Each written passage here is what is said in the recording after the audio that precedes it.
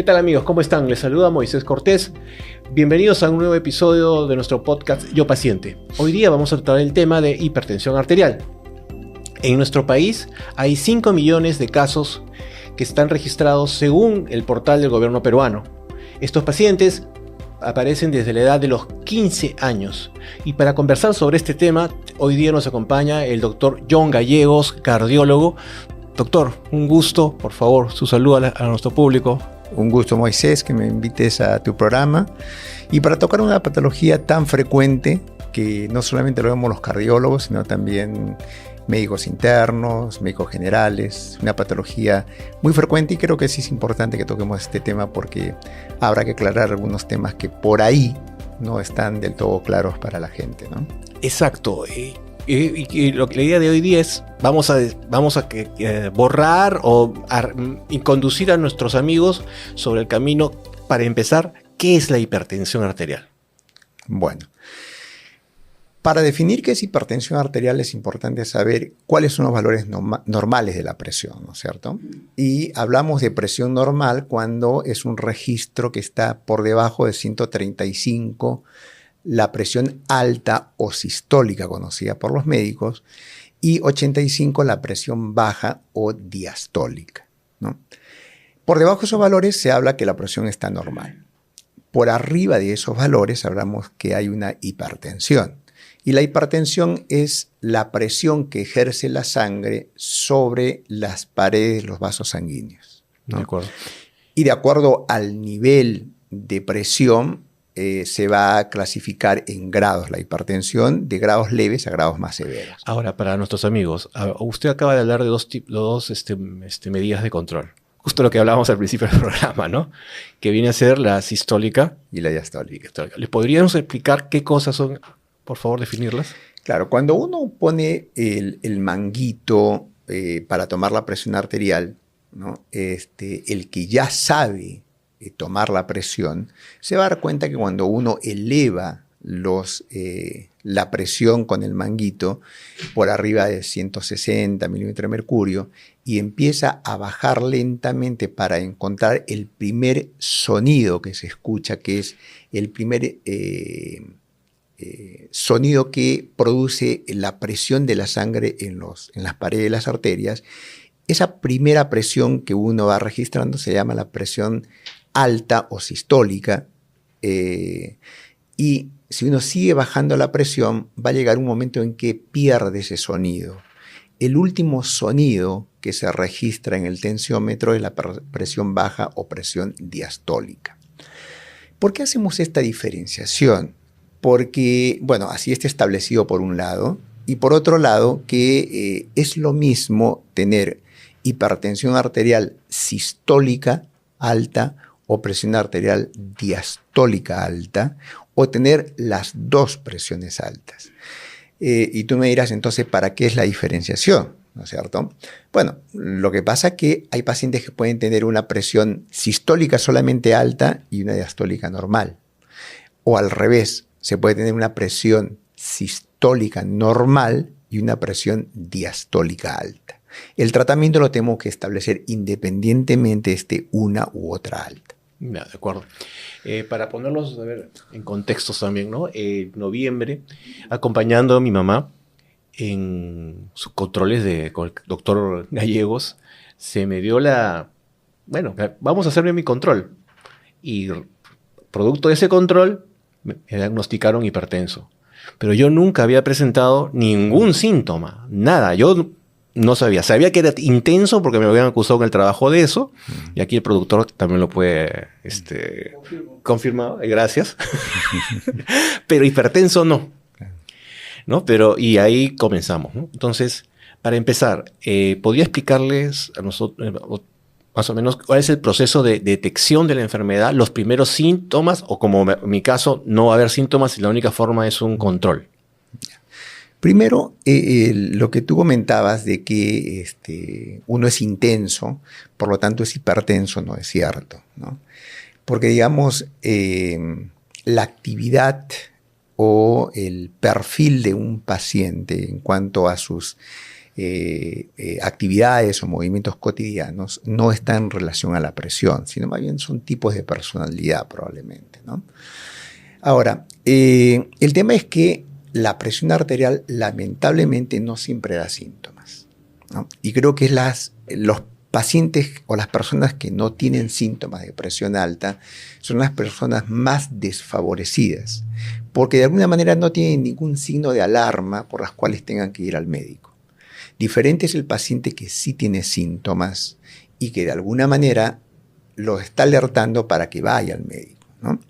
Ahora, tampoco hay un síntoma que es específico de la presión arterial. Yo no te podría decir que si tú sientes tal y tal síntoma eres hipertenso. Lo que sí es cierto que hay una serie de síntomas que pueden hacerte pensar que puedes tener presión alta, como por ejemplo dolor de cabeza, mareos, falta de aire al caminar o que te cansa más rápido, incluso puede haber dolor de pecho también.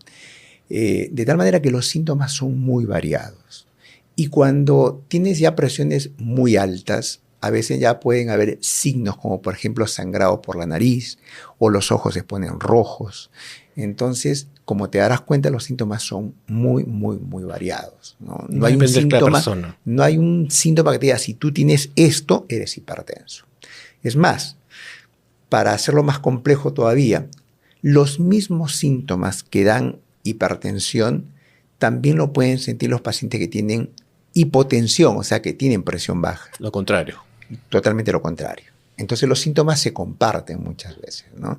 Pero lo importante de todo esto es que normalmente uno no tiene que sentir síntomas, uno tiene que estar bien.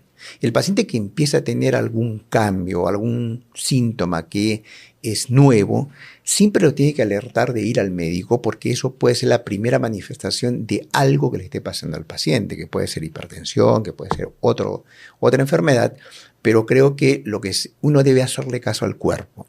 Cuando uno empieza a sentir un síntoma es porque el cuerpo está pidiendo ayuda.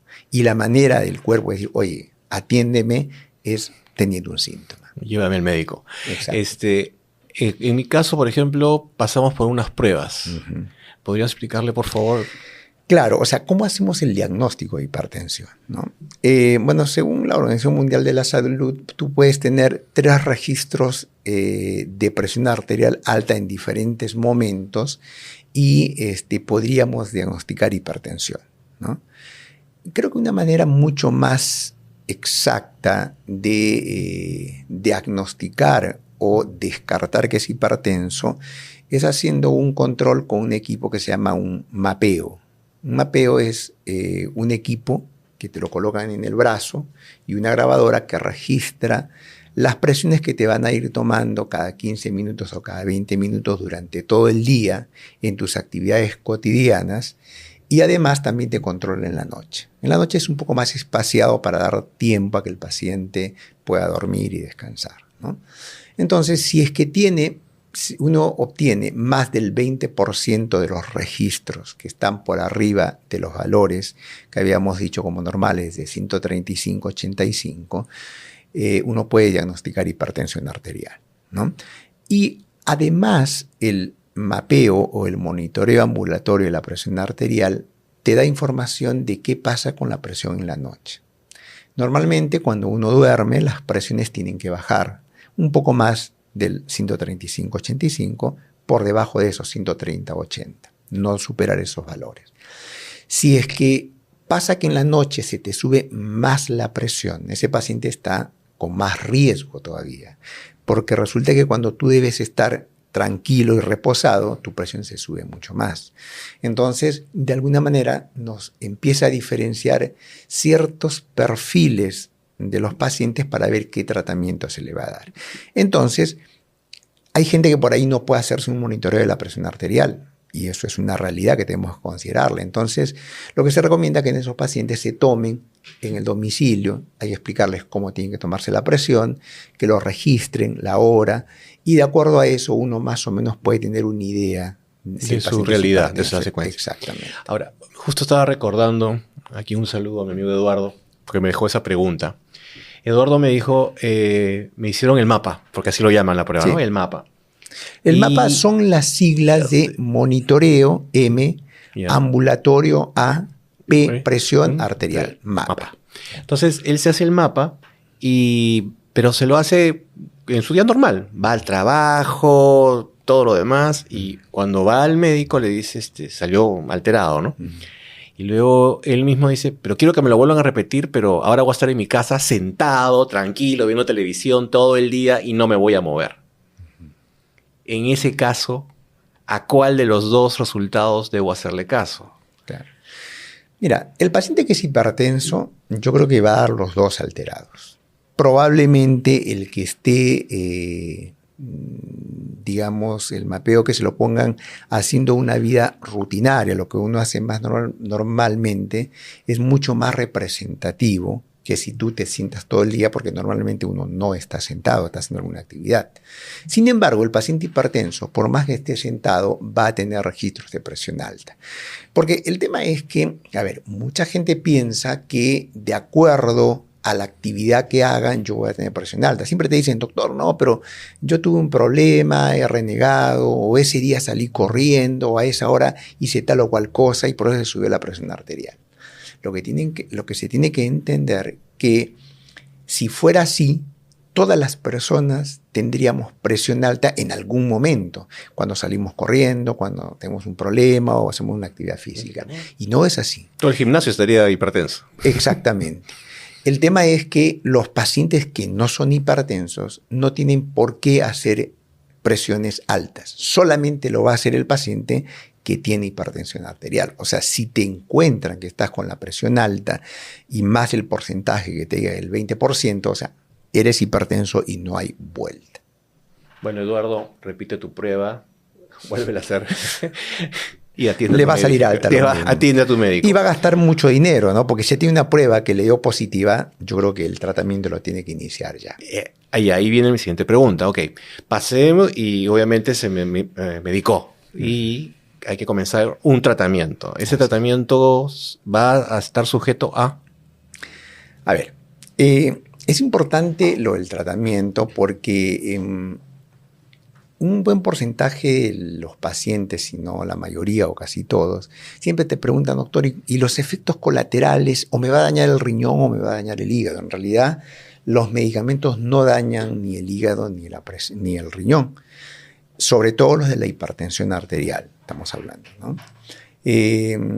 Más bien, si es que eres un hipertenso y no te tratas, sí puede dañar al riñón.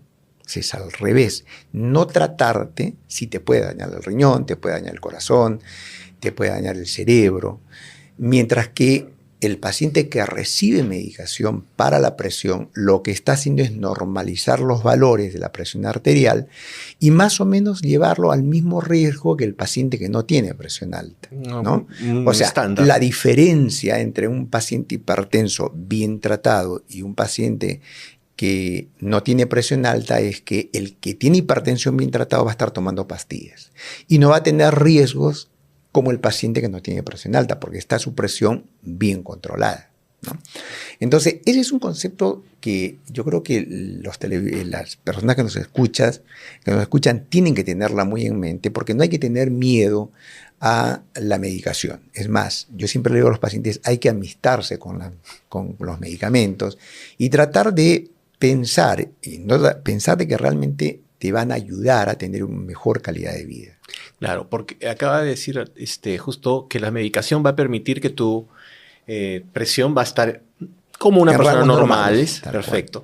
Entonces, puede suceder el caso, ¿no? Que algún paciente diga, ok, ya estoy normal, ya me curé, gracias, dejo de tomar la pastilla y a los 2, 3, 4, 5 meses de nuevo, pero voy a estar en un estado más crítico. Bueno, excelente la pregunta porque sí pasa eso, ¿no? Mucha gente piensa, a pesar de que el médico les dice, mire, usted tiene hipertensión arterial y va a tener que tomar medicación por mucho tiempo, ¿no? Probablemente va a ser toda la vida, ¿no? Eso no lo sabemos. La gran mayoría de pacientes sí. Pero hay un buen porcentaje de pacientes que tomando las pastillas, se controla la presión, está normal, y ya me he curado, entonces voy a suspender las pastillas. ese es un error y eso no hay que hacerlo, ¿no? Porque a veces puede pasar que incluso uno suspende la medicación.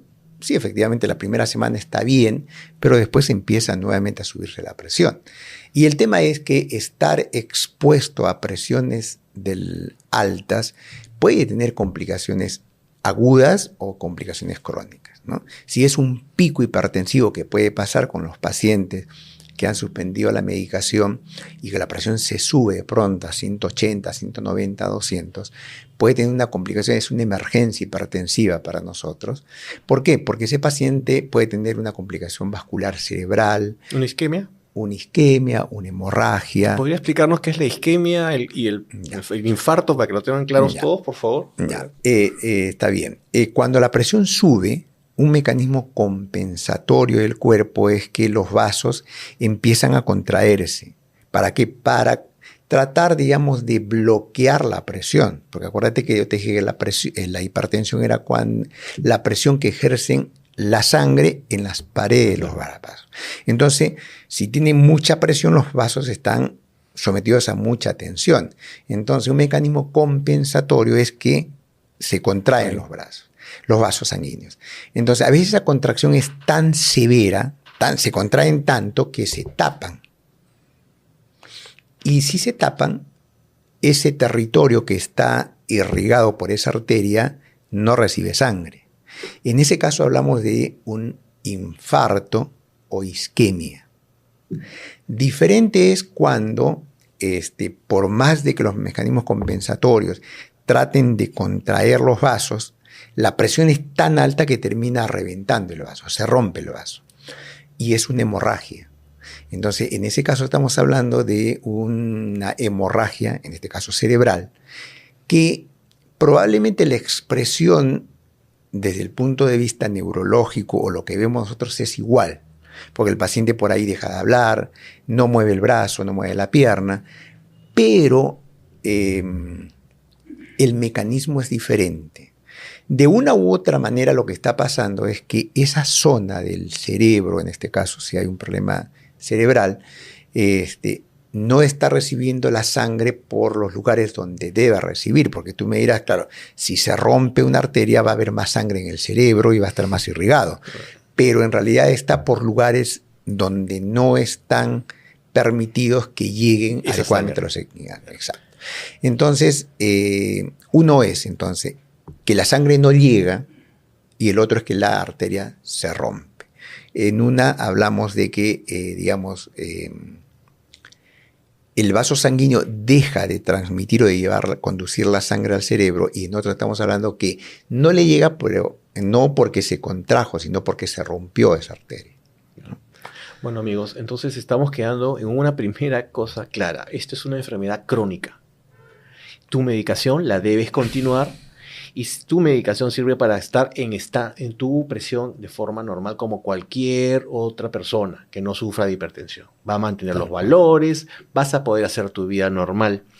Cuando uno es declarado hipertenso, me está leyendo, hay muchos médicos que dicen que es importante un cambio en el estilo de vida. Sí. ¿No? Claro, a ver, eso es, digamos, hay que hacer cambio de estilo de vida, es cierto, pero hay gente que es deportista, que come sano, y que lo mismo es hipertenso, ¿no? ¿Por qué? Porque en realidad el ser hipertenso es una serie... A ver, hablamos de hipertensión esencial, que es la presión que tiene la mayoría de las personas, 95-96% de los pacientes hipertensos se llaman hipertensiones esenciales o primarias, y el otro porcentaje pequeño son hipertensiones secundarias, que ese tipo de hipertensiones sí se pueden curar, porque en realidad están relacionados a una patología diferente, que si uno cura ese problema, ¿no es cierto? Si, por ejemplo, un problema de las glándulas suprarrenales, una tumoración, uno saca el tumor y el paciente deja de tener hipertensión arterial. Pero la mayoría de pacientes hipertensos son hipertensos primarios o esenciales. Y esta hipertensión, ¿por qué se da? ¿no? Bueno, no hasta hace mucho tiempo no se sabía exactamente los mecanismos por la que el paciente empezaba a hacer hipertensión arterial. Bueno, cada vez se va conociendo más y es una mezcla de factores genéticos y ambientales. Se han descrito más de 1000 genes relacionados a la hipertensión arterial. Sería mucho más fácil si uno tiene un gen, ¿no es cierto? Porque claro, se puede más fácilmente decir, bueno, este paciente tiene tal gen, los hijos van a tener o se va a hacer tal o cual cosa. Pero cuando tienes implicados muchos genes, entonces ya es más difícil el control de esta patología. Más de 1000 genes se han descrito. Y hay una serie de factores que cada vez vamos conociendo más, ¿no? Por ejemplo, el ruido, la polución ambiental, que antes no tenía nada que ver con la hipertensión, hoy se sabe que están en relación a la hipertensión. La tensión también es otra causa, el fumar. Cuando la frecuencia cardíaca está también un poco elevada en las últimas guías recientemente publicadas desde 2023 por la Sociedad Europea de Hipertensión Arterial, nos hablan que los pacientes que tienen una frecuencia cardíaca por arriba de 80 latidos por minuto, aumenta no solamente la probabilidad de tener cierto tipo de arritmias como la fibrilación auricular, sino también que pueden aumentar la mortalidad de estos pacientes. O sea, que es importante conocer una serie de cosas porque en base a eso uno va a hacer el tratamiento. Eso también te dice, ¿por qué no todos los hipertensos toman la misma medicación? Porque uno va identificando perfiles diferentes y tiene que ir adecuando el medicamento para cada paciente en particular. Hay un paciente que tendrá problemas del riñón, otro que tendrá problemas del hígado, que tendrán, bueno, una serie obesidad mórbida. Por ejemplo. Entonces, hay que hacer modificaciones. Ahora, ¿por qué es importante sí hacer modificaciones de los estilos de vida? Porque la mayoría de pacientes, ciertamente hipertensos, son pacientes que no tienen un buen estilo de vida. ¿Y qué es un buen estilo de vida? Un buen estilo de vida, bueno, es primeramente comer sano, ¿no? ¿Y qué es comer sano? Es muy amplio en realidad eso, ¿no? Pero bueno, la idea es no excederse en grasa, no excederse en frituras, en snacks, en gaseosas, comer lo más sano posible, ¿no? Hacer ejercicio, por ejemplo. Sudar. ¿Perdón? Sudar. Bueno, ese es otro mito. Es que sudar no te hace que seas menos ni más hipertenso, no te hace que subas ni bajes de peso. Mucha gente se pone hasta plásticos para que sude más, transpire más, y en realidad eso no tiene nada que ver con la baja de peso. Lo único que pasa es que te estás deshidratando y después lo vas a reponer cuando vuelvas a tomar agua, pero nada más. Hay que hacer actividad física, porque la actividad física sí ayuda a que el paciente hipertenso tenga un mejor control de su actividad física. Y tú me dirás, ¿cuánto hay que caminar? Bueno, se dice más o menos entre 150 y 180 minutos mínimo por semana, distribuidos en 3 o 4 días por semana. Sería lo mínimamente recomendable. O sea, no necesito estar en un gimnasio, simplemente camino mis 20 minutos. Exacto. O sea, el gimnasio en realidad, mucha gente va al gimnasio movido porque o quieren aumentar la masa muscular o van buscando otro tipo de cosas, ¿no? Diferente es el paciente que realmente va al gimnasio por salud cardiovascular, ¿no? En la cual, bueno, no es necesario levantar mucho peso, puede hacer ejercicios de pesos, pero sin tener un peso muy intenso, porque eso hasta podría ser contraproducente para el paciente hipertenso, y los ejercicios aeróbicos son los más recomendados, ¿no? Trotar, la caminadora y ese tipo de cosas que son los que más se recomiendan para los pacientes hipertensos. Entonces, de todas maneras, tenemos que tener ciertas, vamos a restricciones, supongo, en los alimentos, como ya dijo, claro, nada de comida chatarra, hacer no ser sedentarismo, o sea, tenemos que caminar por lo menos 20 minutos al día. Claro, y el tema es que, mira, no es que uno tiene que salir a correr tremendamente o que sea un montón de kilómetros, ni levantar pesos. O sea, ese concepto del ejercicio, en realidad para el paciente hipertenso, no es lo que se recomienda. De hecho, la mejor actividad física que hay es caminar, no correr.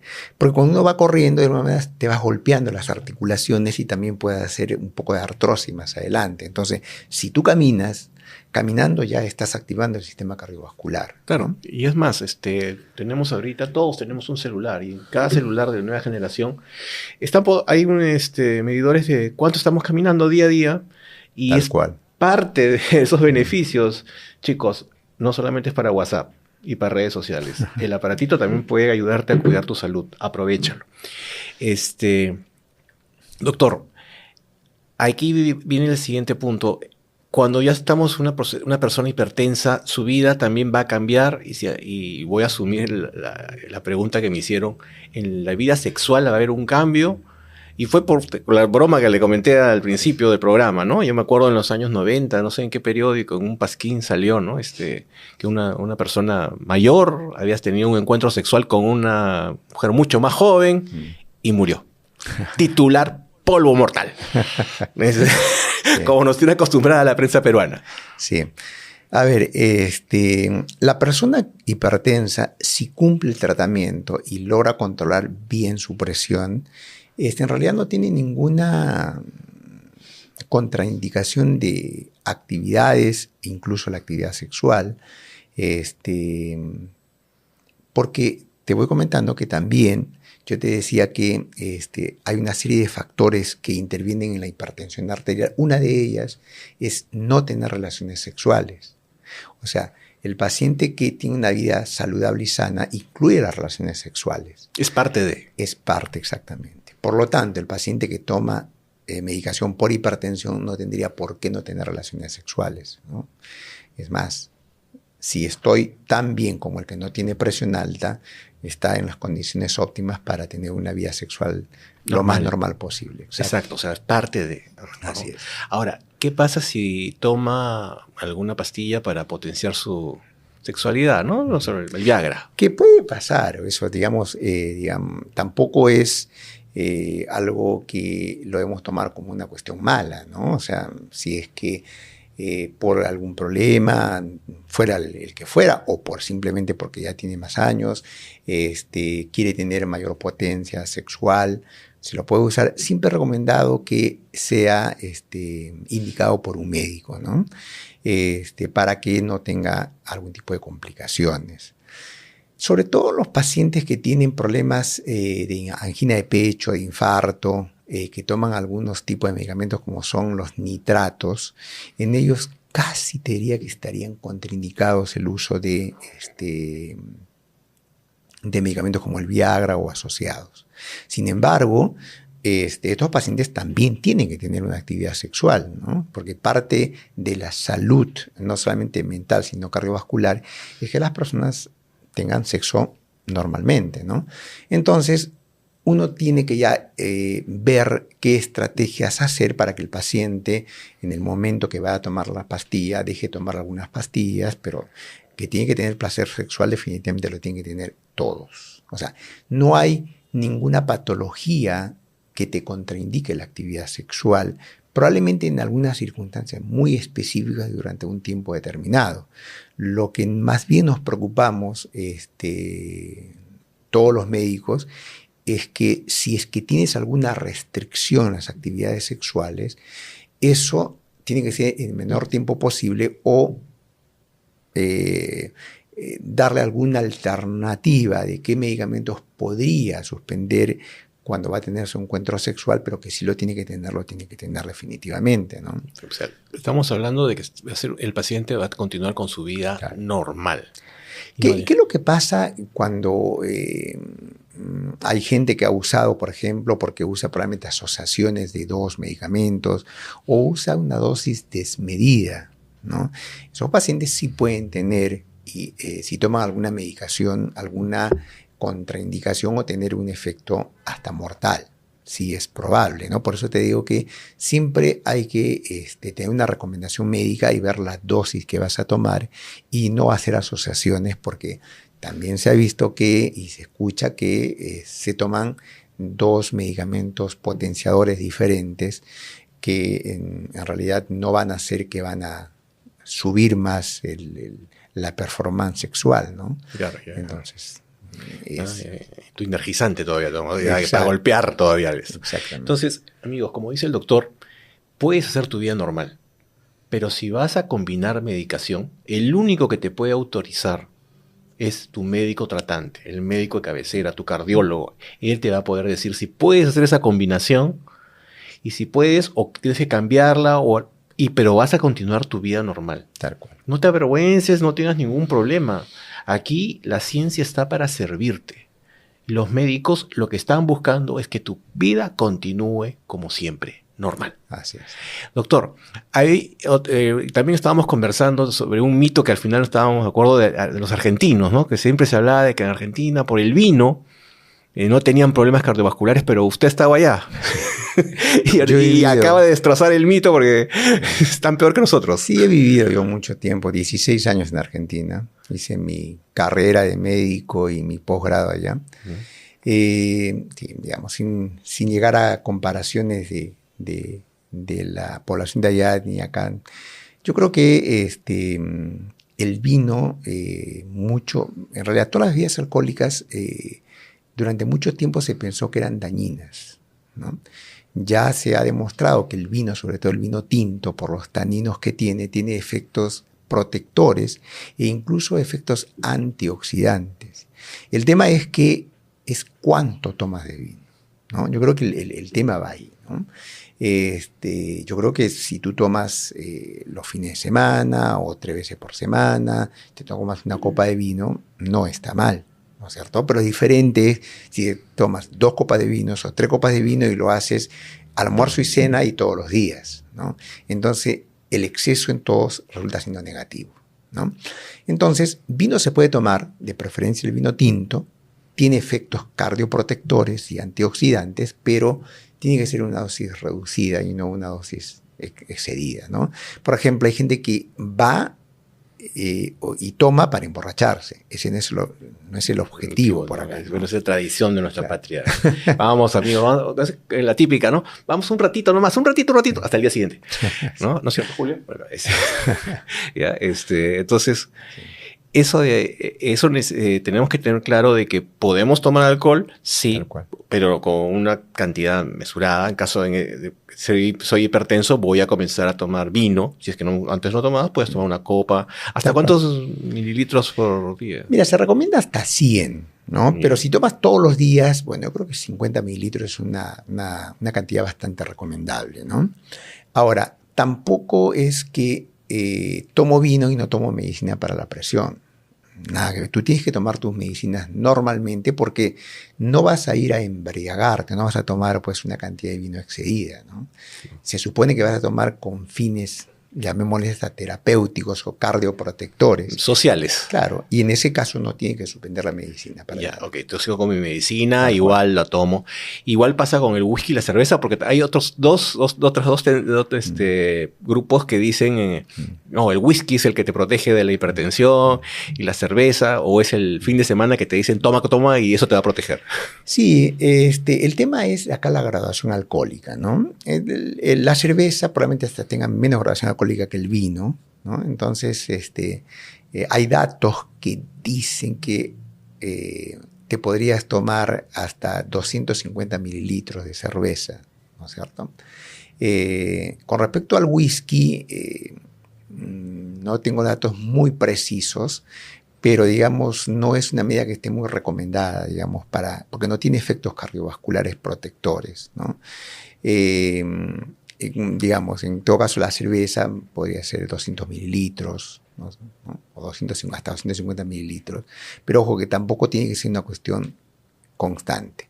Y de hecho la cerveza no tiene los efectos cardioprotectores o antioxidantes que tiene el vino, ¿no? Como te digo, el vino y el vino tinto de preferencia. Entonces, chicos, si van a salir, van a tener un momento social, un protocolar, vino. Es su mejor opción para continuar un tema social y también van a ayudarse con los beneficios que trae, ¿no? Pero siempre mesurado. Claro, lo cierto es que la gente va a tomar cerveza porque va a tomar cerveza, pero ojo, nuevamente un shot puede ser suficiente de cerveza y el whisky, no sé, yo la verdad no tomo whisky, no soy... pero no sé exactamente la medida que se tome de whisky, pero sé que el whisky lo mezclan generalmente con hielo o con alguna otra cosa, porque el whisky hay que mezclarlo, no lo puedes tomar solo, aunque hay gente creo que por ahí lo toma solo el whisky. No. Pero no es una medida recomendada en todo caso, ¿no? Digamos, las cervezas podrían tomar esa cantidad, como te digo. Ok. Doctor, esto es con respecto al tema de hipertensión de los adultos.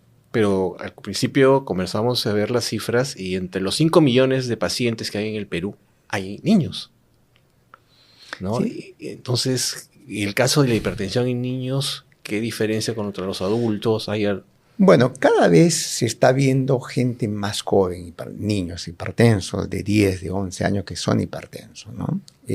Primero, lo que hay que descartar que si no es una hipertensión secundaria, ¿no? En los niños muy chicos. De no ser una hipertensión secundaria, se está viendo hipertensiones primarias cada vez en chicos más niños, ¿no? Y el tratamiento es exactamente igual que el paciente adulto, o sea, no hay ninguna diferenciación.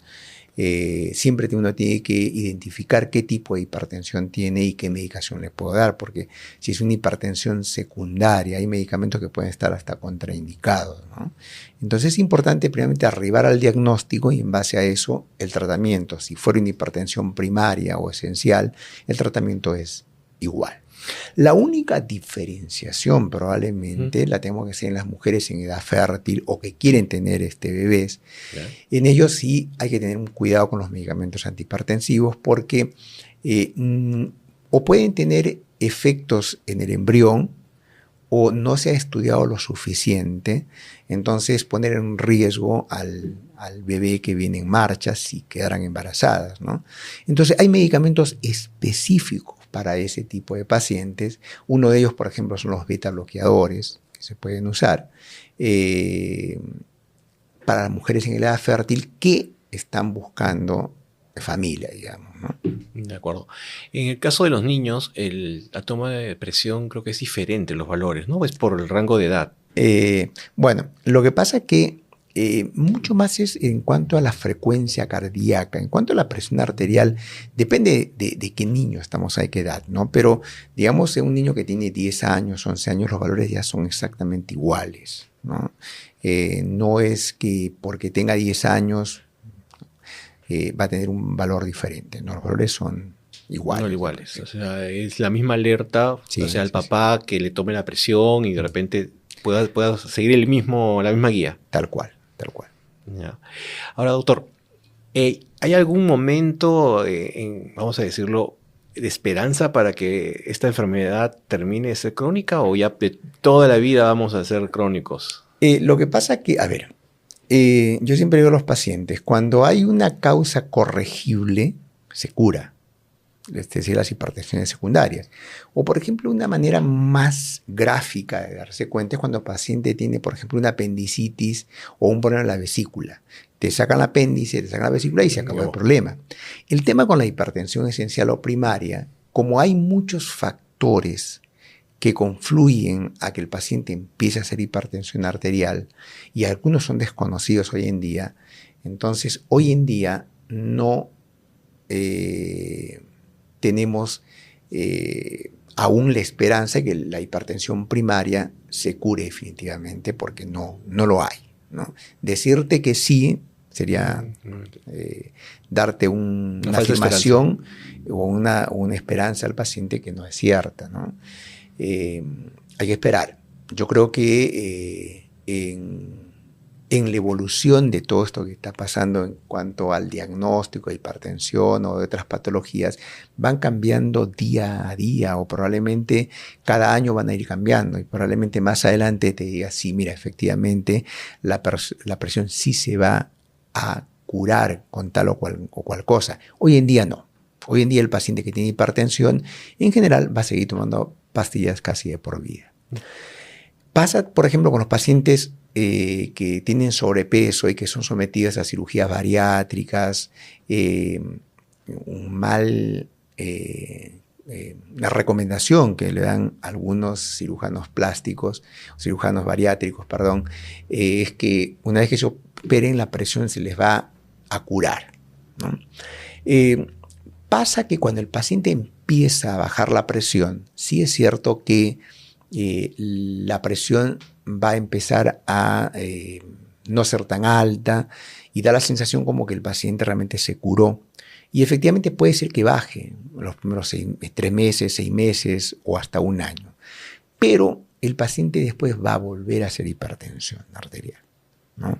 Entonces, siempre hay que monitorizar al paciente. Lo que hay que decir a los pacientes que se someten a una cirugía para bajar de peso es que su presión probablemente se controle mejor, que eso sí es cierto, o que se vaya a bajar la dosis del medicamento antihipertensivo, o incluso al comienzo puede ser que se le suspenda la medicación, porque acuérdate, cuando un paciente es operado hace una reducción brusca del peso, ¿no? Estamos hablando de pacientes que pesan 180 kilos, 200 kilos y van a bajar casi el 50%. Entonces, en esos pacientes probablemente sí tendremos que hacer un reajuste de las pastillas o reducir la dosis o incluso por algún tiempo suspenderlas, pero generalmente después se la va a tener que reponer nuevamente, ¿no?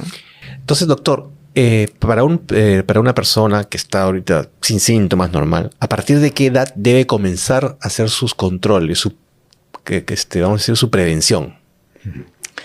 A ver, yo creo que en realidad cada vez que uno va al médico deben controlarte la presión arterial. Decirte, mira, a partir de los 40 o a partir de los 50 estamos dejando una población, un grupo de pacientes que, si bien no es muy frecuente la hipertensión, también puede haber hipertensión. O sea, yo creo que la mejor manera de prevenir es que si tú vas al médico, y creo que el médico debe tomar la presión, así tengas 15, si tengas 20, 25 años, te tienen que controlar la presión arterial. Creo que es la manera de tamizar la mayor cantidad de pacientes posible. Ahora, si es que no has ido nunca al médico y te empieza a preocupar desde cuándo tengo que ir a controlarme, bueno, esos valores también han ido bajando a medida que pasa el tiempo, porque el estrés, la polución ambiental y una serie de cosas más ha hecho que cada vez la patología cardiovascular se baje más los años, ¿no? Entre 35 y 40 años debes tener una evaluación cardiológica si quieres tener una buena prevención cardiovascular, ¿no? Debes hacer una evaluación, por lo menos, cardiovascular, que incluya una palpitación. No un mapa, porque digamos, si es que no vas y estás con las presiones normales, no necesitas un mapa. La idea es que uno tiene que pedir un examen diagnóstico solo si justifica. O sea, tampoco hay que hacer un mapa a todo el mundo, porque no es así. Hay que hacerle a aquel paciente que uno sospecha de que puede llegar a ser hipertenso, ¿no? ¿Qué es lo que mínimamente uno va? Bueno, va a la consulta, va al médico, un poco lo interroga, ve los antecedentes familiares o los factores de riesgo del paciente. No es lo mismo si el paciente es diabético, tiene colesterol alto, fuma, bebe, que aquel paciente que por ahí no tiene ningún factor de riesgo, ¿no? Entonces, siempre el contexto te habla de qué paciente tengo que tener un poco más de prevención, ¿no?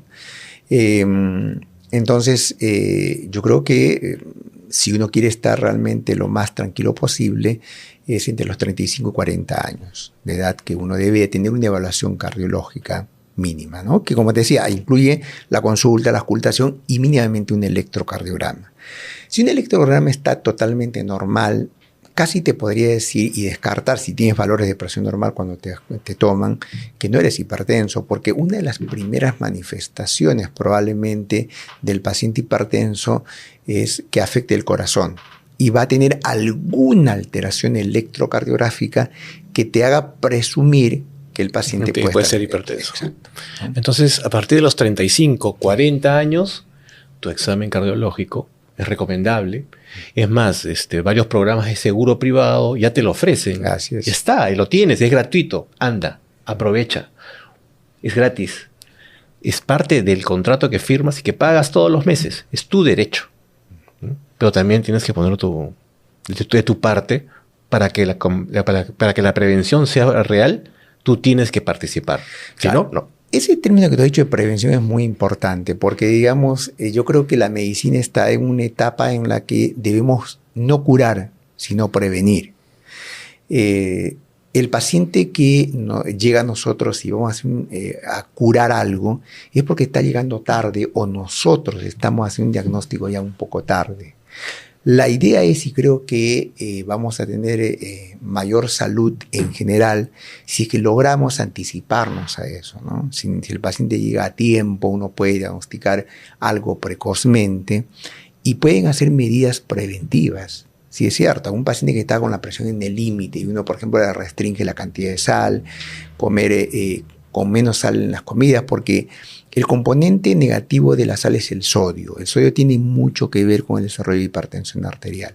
Entonces, si uno hace una restricción de solamente, fíjate, la dieta, consumir menos sal, por ahí el paciente que es prehipertenso, que está con los valores en el límite. No activa el gen. Exacto. Exacto. Y si cambian los estilos de vida, probablemente en vez de que lo haga a los 40, por lo haga a los 60 o a los 70 años, o probablemente no lo haga, ¿no? Es que es diferente aquel paciente que come lo que quiera, le pone... El problema es de comer mucha sal, con mucha sal. Sí. Le echa más sal, ¿no? Y la sal en realidad es negativa para todos, para el hipertenso y para el que no es hipertenso, ¿no? Entonces, yo creo que la mejor manera de ayudar incluso que un paciente hipertenso en la familia haga prevención o digamos haga una dieta saludable es que todos coman con poca sal, porque en realidad las papilas gustativas se van a adaptar y con el tiempo comer con poca sal va a ser normal para todos, ¿no? Claro, es que simplemente costumbre que tenemos que dar. Exacto. Bueno, doctor, creo que hemos hablado de todo, hemos cubierto el tema en este corto tiempo. No sé, quisiera por favor darle una última recomendación a nuestros amigos. ¿Qué es lo que les podría decir? Sí. Un poco lo que les decía, la prevención es lo más importante, la prevención cardiovascular, hay que hacerse un chequeo preferentemente de los 35 años para adelante. Hacer una vida saludable. La vida saludable incluye alimentarse bien, alimentarse sano. No hay que ser muy expedito, muy sabedor para entender que uno está comiendo sano o no, ¿no? Sabemos que las grasas son negativas, que las harinas son negativas, las gaseosas, los snacks. Pero qué ricos son. Pero qué ricos son. Eso es cierto. Yo siempre le digo a los pacientes, uno no dice, uy, cómo quisiera comerme un plato de ensalada. Y uno por ahí dice, cómo quisiera una parrilla o un chanchito al cilindro. Al cilindro, que son cosas que en realidad más te llaman, ¿no? Pero uno tiene que concientizar de que hay alimentos que sí son muy ricos, pero que terminan siendo negativos para uno, ¿no? Entonces, yo creo que es tomar conciencia en realidad. Ahora, el tema es tampoco no comer nada, ¿no? O sea, si vas a comer un asado, evita comer las grasas, no comer muy frecuentemente, porque creo que parte de la vida también es disfrutar de la comida, ¿no? Entonces, si uno es mesurado en todo, en realidad yo creo que la probabilidad de que tengas una enfermedad cardiovascular o hipertensión no controlada es que no te excedas en las cosas, ¿no? O sea, el paciente que es hipertenso sí puede comer una parrilla, definitivamente lo puede hacer, pero tiene que ser una cuestión, digamos, no muy frecuente y no mucha cantidad. Después, otro consejo que les puedo dar es que hagan deporte, y el deporte no tiene que ser de alto rendimiento ni competitivo. Les decía que incluso las caminatas son suficientes. Si van al gimnasio, porque tienen que ir al gimnasio, el tema no es hacer mucho peso, porque en realidad incluso eso está contraindicado para los pacientes hipertensos. Pueden hacer pesos, pero un peso leve a moderado, no... Porque nadie... No hay campeonato, ¿no? Uno no va al gimnasio para hacer fisicoculturismo. Creo que hay gente que sí lo hace y esa gente tendrá que tener otro tipo de controles. Pero para el público en general, yo creo que las caminatas o ir al gimnasio y hacer cosas leves a moderadas está bastante bien, ¿no? Todo eso incluye el cambio de estilo de vida, ¿no? La dieta, comer sano, hacer actividad física, no fumar. El fumar también tiene mucho que ver con el desarrollo de hipertensión arterial porque los componentes del cigarrillo, la nicotina, el alquitrán terminan dañando el interior de los vasos, que tiene también mucho que ver con el desarrollo de hipertensión arterial, ¿no? Entonces, hagamos prevención, hagamos controles preventivos Y si somos hipertensos, lo que tenemos que hacer es tomar las pastillas regularmente como lo indica el médico y ir a controles periódicos para... Pasa que algunas veces uno tiene que hacer algún reajuste de la medicación antihipertensiva. No es que el medicamento que le di hoy va a funcionar toda la vida. Por ahí hay que ir cambiando de acuerdo a las condiciones que va teniendo cada paciente, ¿no? O sea, los chequeos periódicos son necesarios y son imprescindibles para que estés lo más controlado posible. Bueno, creo que ha sido muy pedagógico y muy claro el tema hoy día sobre la situación de la hipertensión. Es una enfermedad crónica. Yo la tengo, la sufro como 5 millones de peruanos, pero no es limitante. Tú vas a poder continuar haciendo tu vida, ya lo explicó el doctor, simplemente cumpliendo con tu medicación. ¿Sí? Si tú cumples con tu medicación, adelante, sigue. Tú tienes derecho a ser feliz, a hacer tu vida y, cito la palabra del doctor, disfrutar la vida. Puedes tomar tu copa de vino, ten tu vida social, pero siempre con tus controles. Y a nuestros amigos que no son hipertensos, por favor, continúen y hagan prevención. A partir de sus 35 o 40 años, como nos sugiere el doctor, su chequeo. Bueno, chicos, muchas gracias por acompañarnos y nuestra despedida es, como siempre, no les voy a decir que te quiero, nunca les voy a decir eso, porque uno, para poder decir te quiero, tiene que aprender a quererse primero a sí mismo. Y tú eres la primera persona y la más importante de tu vida. Quiérete a tú mismo para que puedas vivir tu vida y luego vas a poder querer a otras personas. Cuídense, disfruten el fin de semana. Un gran abrazo. Gracias, doctor. Hasta luego, nos estamos viendo.